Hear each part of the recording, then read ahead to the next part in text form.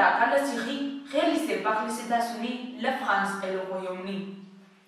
Alors, du 14 avril, les États-Unis, avec l'appui de la France et du Royaume-Uni, ont lancé une action militaire conjointe comme réponse à l'attaque chimique supposée à Douma par le gouvernement de Bachar.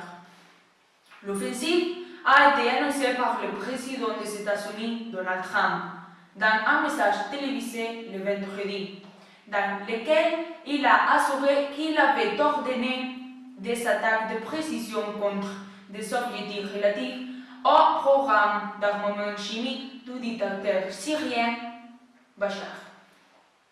De plus, il a aussi affirmé que c'était une attaque parfaitement exécutée. Dans ce communiqué, Trump a aussi informé quels ont été les trois objectifs principaux. 1. Une installation de recherche scientifique à Douma. 2. Une installation de stockage d'armes chimiques à l'ouest de la ville d'Or. Et 3. Un magasin d'équipes d'armes chimiques aussi près d'Or. Cette offensive a pris par surprise à tous les citoyens du monde, sauf le gouvernement russe, qui a confirmé qu'il avait été alerté à Moscou avant les opérations. De l'autre côté, Vladimir Poutine, qui auparavant avait prévenu d'une guerre avec les États-Unis si les attaques arrivaient à décrit les bombardements comme un acte d'agression, et a sollicité une réunion urgente du Conseil de sécurité de l'ONU. 3, 2, 1, feu MDCN. Les images sont fournies par l'armée française. Des tirs effectués depuis l'une des frégates engagées en mer Méditerranée. Il est 3 h du matin à Paris, 4 h à Damas. La France a tiré la nuit dernière 12 missiles de croisière au total. Au même moment, le président américain prend la parole. L'opération était attendue depuis plusieurs jours. Elle vient d'être lancée. J'ai ordonné aux forces armées des États-Unis de lancer des frappes de précision sur des cibles associées aux capacités du dictateur syrien Bachar al-Assad en matière d'armes chimiques. Une opération conjointe avec les forces armées de France et du Royaume-Uni.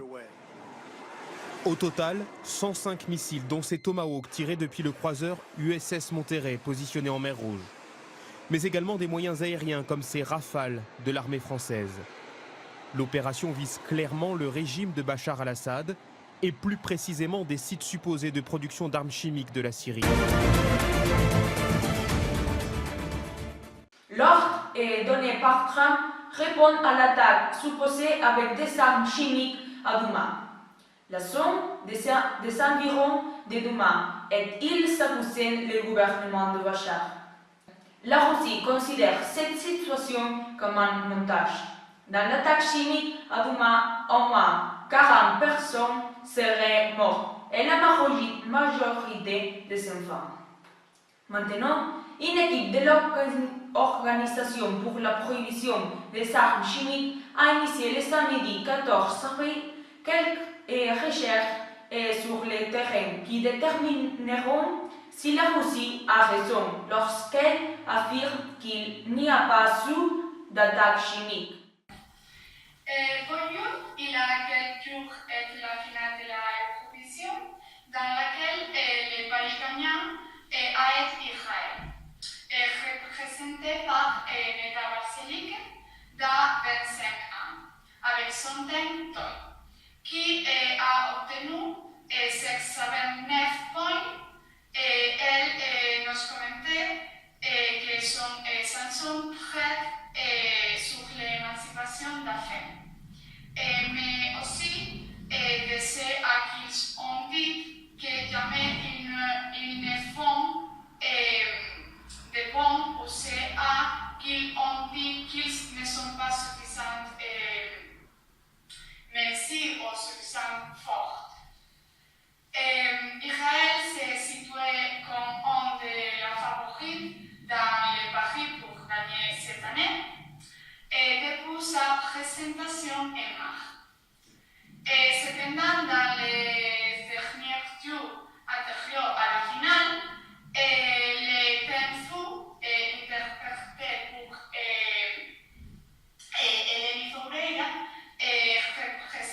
de la Chypre a pris la tête de Paris. Et puis que dans la première finale, elle a terminé deuxième avec 436 points. La France a été représentée par le duo pop français Madame Monsieur et sa chanson Merci, qui a aussi été entre les favoris dans le Paris à la finale. La chanson finalement a obtenu la 13e position avec 173 points, avec un vêtement noir et des pantoufles brunes.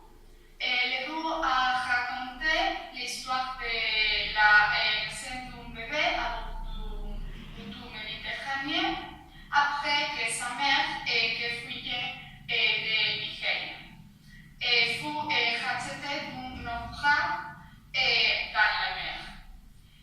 À la fin du spectacle, le duo français semblait du coup fatigué. Mais surtout, nous avons pu parler avec eux et ils nous commentaient que l'émotion à travers de sa chanson les fait sentir orgueilleux.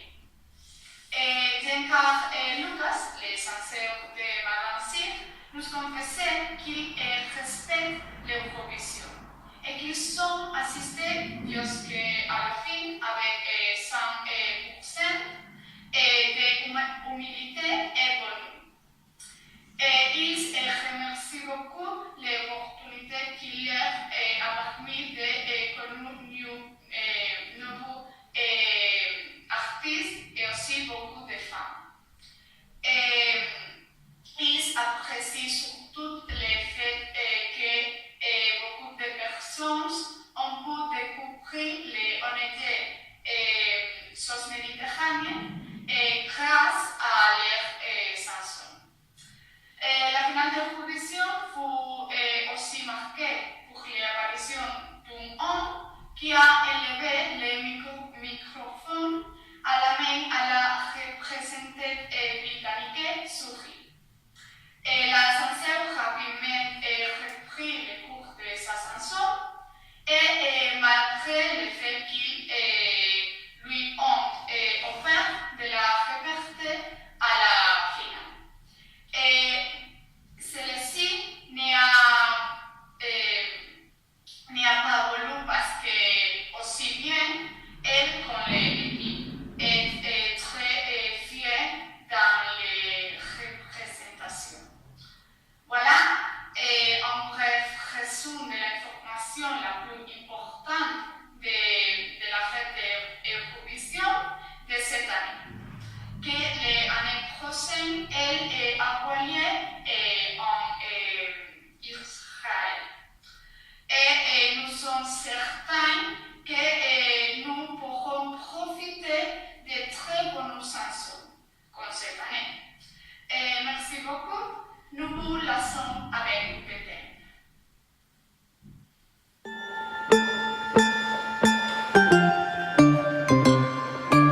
Bonjour à tout le monde, je m'appelle Aurel Fulsan et aujourd'hui je suis là dans le 69e Festival de Cannes.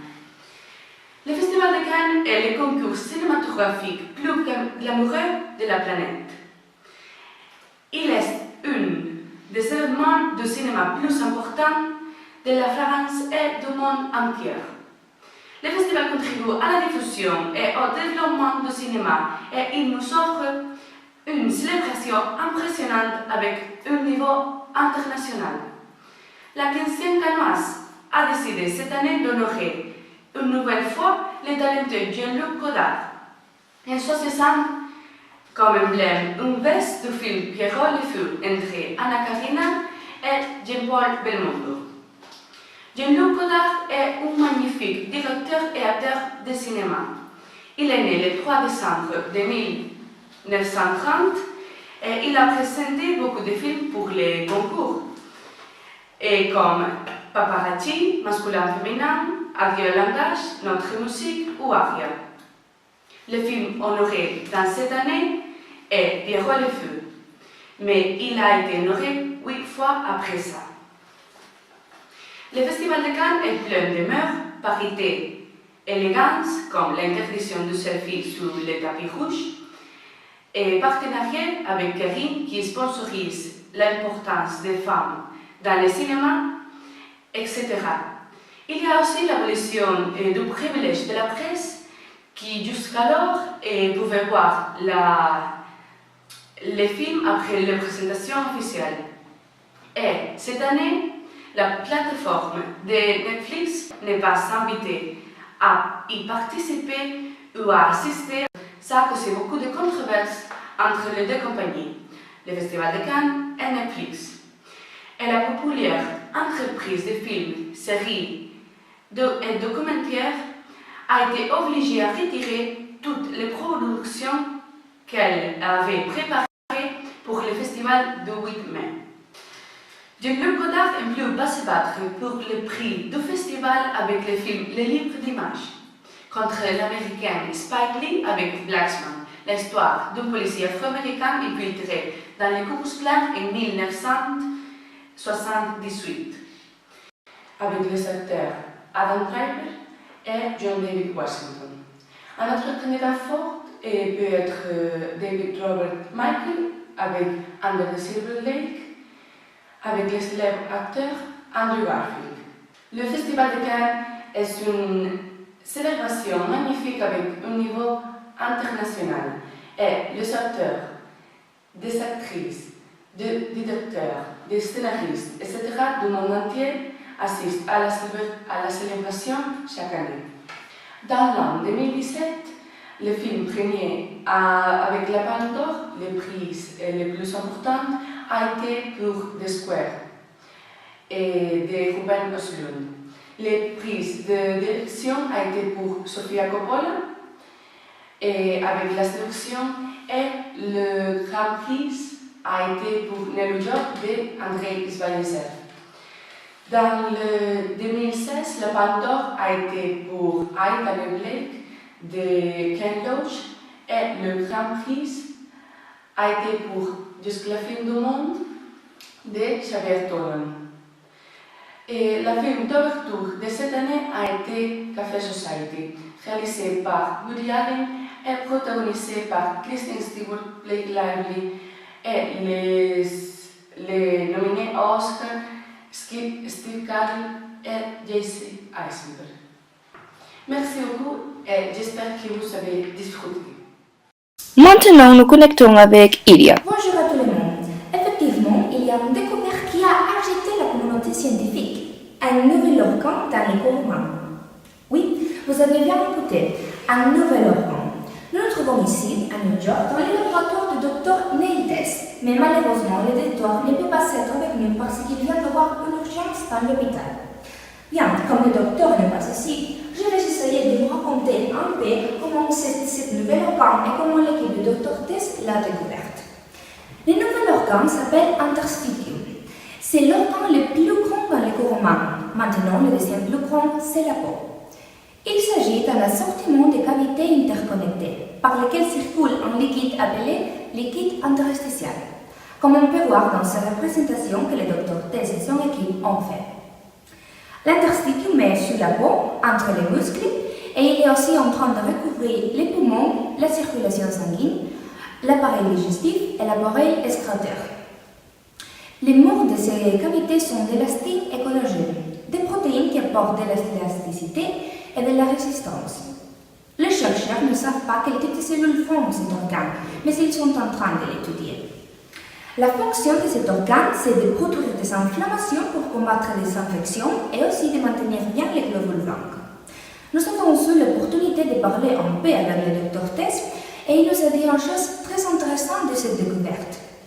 Ils peuvent prendre des échantillons de liquide interstitial pour faire des preuves médicales.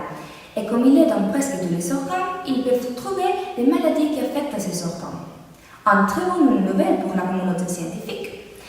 Une autre très bonne nouvelle, c'est que, comme j'ai dit déjà, le liquide interstitial est dans presque tous les organes et les scientifiques croient qu'il a une relation avec la propagation du cancer.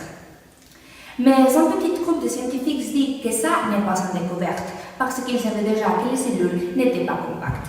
C'est vrai qu'ils savaient déjà que les cellules étaient séparées par un liquide. Mais ils ne savaient pas que ce liquide a des murs et qu'il a aussi une fonction. Ils ne peuvent pas savoir ça parce que quand on place une partie du corps dans un microscope, les murs du interstitium disparaissent et on dirait qu'il y a seulement un liquide. Mais en 2011, les docteurs Carlock et Petrovenia ont observé pendant une opération de pancréas qu'il y avait des murs et qu'ils ne savaient pas que cet organe, c'est des murs. Ils sont informés à les autres docteurs et ils ont commencé à étudier sur le thème. Maintenant, voir l'interstitium, c'est très difficile parce qu'on a besoin de microscopes spéciaux et aussi de techniques spéciales. Le docteur Mendes nous a dit qu'ils continueront à travailler pour améliorer notre vie. Maintenant, nous connectons avec la docteure Valérie Bourchet. Organum qui signifie instrument, outil, c'est en fin de compte un ensemble de tissus qui ont pour but de réaliser une fonction physiologique. Par exemple, le poumon a pour but de faire respirer, l'estomac de digérer tout ce que l'on mange. Saviez-vous que la peau était aussi considérée comme un organe? Elle remplit une fonction physiologique qui protège notre organisme des agressions extérieures. Donc, c'est un organe. Notre organisme en compte en 79, mais des chercheurs américains ont trouvé un nouvel, l'interstitium. C'est une couche de tissu qui est remplie de fluide qui va parcourir l'ensemble du corps. On connaissait bien l'interstitium du poumon, l'interstitium du tube digestif, des voies urinaires, des artères, des veines, des muscles. C'était des compartiments, on va dire, séparés. Et puis, on voit l'interstitium maintenant un petit peu autrement, comme un organe peut-être à part entière, le 80e organe. En fin de compte, ces compartiments que l'on pensait séparés les uns des autres sont interconnectés. Ils joueraient peut-être un rôle dans la propagation de certaines maladies, comme les cancers. Bonjour, je suis Marie et j'ai en train d'arriver à Brancuna. Mais entre-temps, je vais vous donner certains détails à propos de Brancuna, où les 18 ont transféré à la maison d'arrêt de Boumet, à Marseille. Et bien, commençons. Ce dimanche, dans Brancuna, à la marche antifasciste organisée, 2 hommes et un femme ont été interpellés et placés en détention provisoire par le tribunal parce qu'ils ont aidé à l'entrée illégale d'immigrants dans le pays. Et donc, les 2 militants de nationalité suisse ont été placés en détention provisoire à Gap. Et après une comparution immédiate, c'est mardi. En attendant le procès en mai. Mais ce n'est pas tout. Ce jeudi, le procureur de la République de Gap informe que les 2 hommes ont été transférés à la maison d'arrêt de Gap, à Baumet, à Marseille, après avoir l'informe de l'organisation imminente d'avoir une manifestation de soutien à ces 2 détenus. Le procureur argumente des raisons de sécurité compte tenu des incidents graves et déjà subis par cette maison d'arrêt lors de la manifestation pro-migrants du 21 avril dernier. Et aussi, comme j'ai dit, je continue pour arriver à l'endroit où se trouve. Vous pourrez voir bien toutes les images et les vidéos. Et voilà, je vais couper la communication et continuer à conduire. Sans plus, j'espère que vous avez une bonne journée. Au revoir.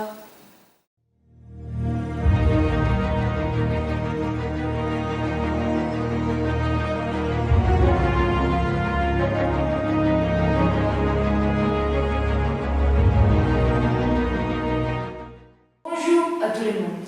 Aujourd'hui, dans les actualités, nous parlerons d'un cas qui concerne toute la France. Une opération massive d'expulsion, avec plusieurs centaines de gendarmes mobiles déployés, a commencé lundi matin 9 avril à Notre-Dame-des-Landes pour déloger des occupants illégaux de la SAD. SAD est l'acronyme d'un groupe anarchiste de la France, qui est connu comme la zone de Fontre. Sur Notre-Dame-des-Landes, la première SAD était créée en 2009 pour s'opposer à un macro-projet aéroportuaire menaçant de détruire le territoire. Face à cela, quelques 300 personnes se sont installées dans la région pour développer une agriculture biologique à la fois dans des petites zones cultivées par quelques personnes et dans des plus grandes zones cultivées collectivement.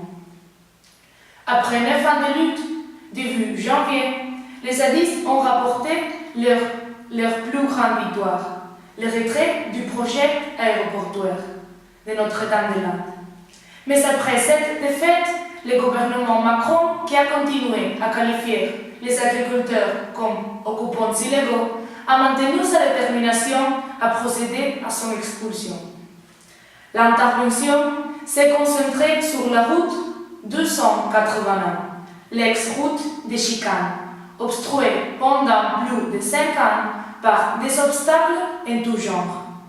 Les accès nord et sud de la D281 avaient été bloqués par les gendarmes mobiles de 3h30.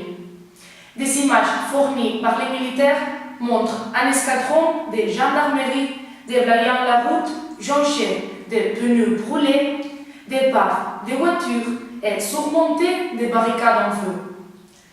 Des affrontements ont éclaté une demi-heure après le début de l'opération entre zadistes et gendarmes, au lieu dit les Fosses Noires, au sud-ouest de la 281. Dans l'expulsion, la gendarmerie a mobilisé des voitures blindées semblables à des chars et a lancé des gaz lacrymogènes et des balles en caoutchouc. Au moins une centaine de personnes ont été blessées et la gendarmerie affirme que 45 agents ont également été blessés. Les manifestants, d'autre part, ont utilisé des bombes d'excréments et une catapulte rudimentaire. Pouvez-vous mettre la vidéo, s'il vous plaît?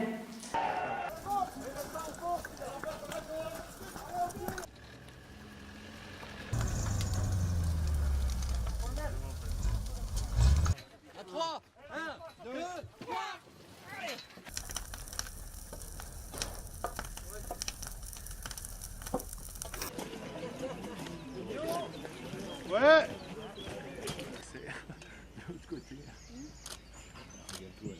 C'est inacceptable que les forces de l'ordre et l'État en fait poussent ainsi des personnes hors de chez eux, alors que tout ce qu'on demande c'est du temps pour trouver un cadre collectif qui nous permette de pérenniser les activités ici.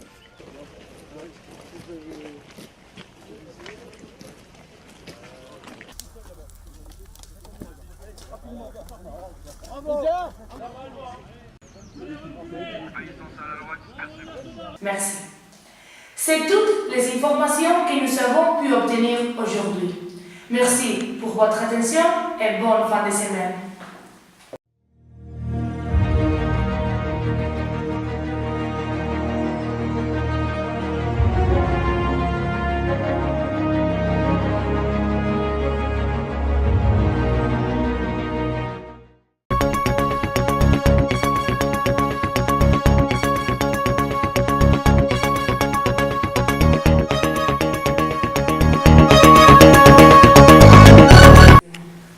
Bonjour à tout le monde. Ce jour, l'objectif principal des conflits est la France. Les Français ne passent pas un bon moment et les gens sont inquiets à cause de la situation. Dans les pays français, les choses sont très difficiles en raison de toutes les conséquences des problèmes à SAD et EO. Comme vous le savez, les SAD sont à défendre et un groupe anarchiste de la France. Ce problème a commencé lorsque les gens qui vivent dans cette région ont été lobbiés pour commencer la construction d'un nouveau aéroport qui sera connu comme le nom de l'aéroport Grand Ouest. Le SAD est un endroit occupé. En 5 ans, des personnes se trouvaient chaque jour dans cette région. Mais il y a aussi des passagers qui y passaient du temps environ 2 ou 3 mois. Mais pour essayer de garder la situation calme et ne pas mener à un résultat tragique, plus de défense était nécessaire. Certains habitants disent qu'ils ne savaient pas qui allait arriver Et ce qui les inquiète le plus, c'est de savoir où ils vont dormir. Les Sables est allié devenu un lieu très visité, entre environ 107 et 7% personnes. Mais ce problème n'est pas encore été résolu et tout le monde parlait penser à la situation. Certains avocats estiment que la situation de l'expulsion est illégale, étant donné que ces expulsions ne sont pas en cause et ces sites n'ont pas été joués. Mais la défense et l'autorité disent qu'ils sont légaux et ils ne pouvaient rien faire pour l'arrêter parce que les gens ne pouvaient pas continuer à vivre dans cette région. Les gens ont beaucoup de points de vue. Plusieurs manifestations ont samedi où des milliards de personnes ont s'étagé que les personnes qui vivent à Corps pour savoir ce qui s'est passé à la salle ont été réalisées. Pour le moment, ils ont mis fin aux expulsions, bien que les sons sont toujours sur surveillance. Mais le pays est dans un moment de tension. Les services doivent procéder à des arrestations à cause d'un tir d'une roquette dirigée contre un hélicoptère de la gendarmerie. Les gens attendent toujours les réponses nécessaires pour savoir ce que la zone deviendra. Les gens s'attendent à que la zone s'améliore. En contre, les habitants de cette région espéraient retourner dans le réfugié ou savoir ce qui va leur arriver. Et surtout que la situation de calme et de normalité revient dans le pays. Nous continuons à informer quand nous avons plus d'informations et merci à tout le monde pour voir.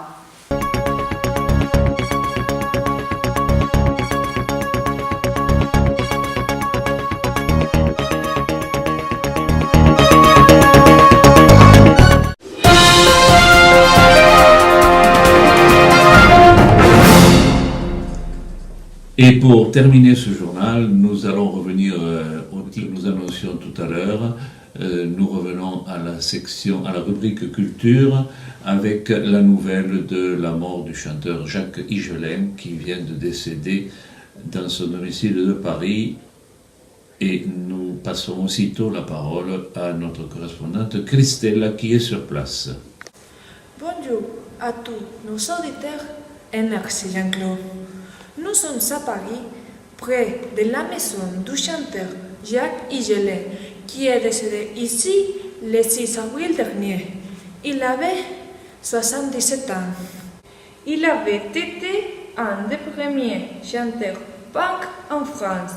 Sa carrière avait commencé dans les années 60 et avait abordé plusieurs genres musicaux comme les ballades aériennes, des rock énergiques, des envolées lyriques, du pop, etc.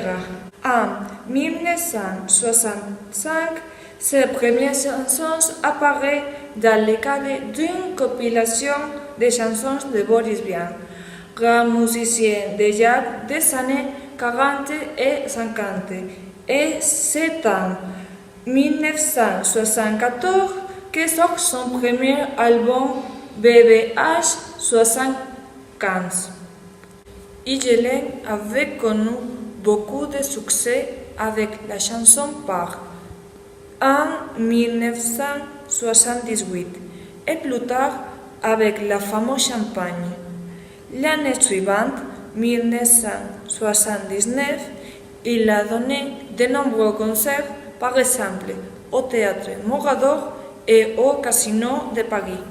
La popularité arrive en 1988 avec l'album Tombé du ciel, qui devient l'un des tops de l'année. Après une décennie triomphale, il traverse les années 90 avec des succès comme Illicite au héros de la voltige, mais aussi des échecs comme Les médiocres paradis païens en 1998. À la fin de sa carrière, il compose l'album Amor Doloroso en 2006 et Bon Repère en 2013. Tous ont du succès. Sa carrière sera longue d'une vingtaine d'albums, dont le dernier, Igelin 75, était sorti en 2015. C'est un album plein d'improvisation comme à ses débuts. Depuis 2015, il n'était pas remonté sur scène. Jacques Igelin était père de 3 enfants artistes. Arthur H., chanteur, âgé de 52 ans, Isia Igelin, chanteuse, âgée de 27 ans, et Ken Igelin, réalisateur, âgé de 45 ans.